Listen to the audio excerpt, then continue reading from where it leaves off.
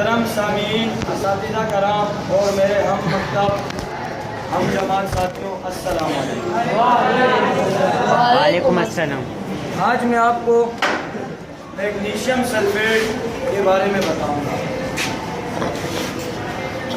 Magnesium sulphate में सही पकड़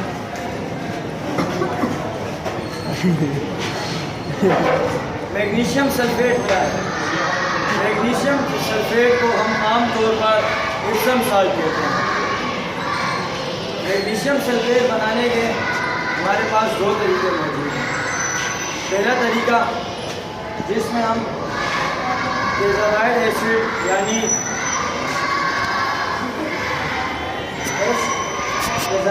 एसिड यानी MgSO4 को हवा की मौजूदगी में ठंडे पानी में हल करेंगे। जिसे हल करने पर हमें मैग्नीशियम सल्फेट हासिल होगा यानी इप्सम सॉल्ट। दूसरा तरीका हमारे पास मौजूद है जिसमें हम मैग्नीशियम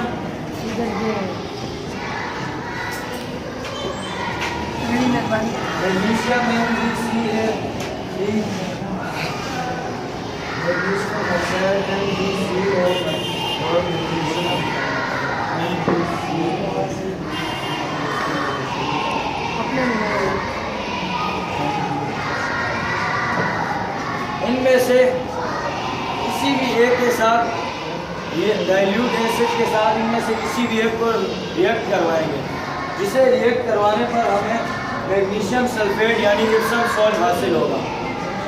अब इप्सम सॉल्ट हम किन चीज़ों में इस्तेमाल करते हैं?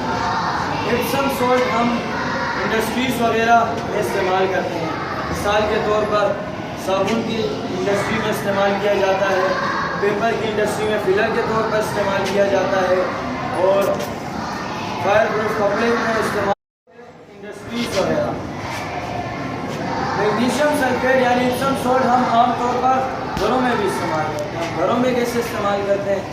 हमारे जिन दोस्तों के घर पर प्लांट्स हैं उन्होंने देखा होगा कि प्लांट्स के ऊपर येलोनेस आ जाती है, जो धूप की वजह से नहीं होती बल्कि मैग्नीशियम सल्फेट यानी इप्सम सॉल्ट की कमी की वजह से होती है।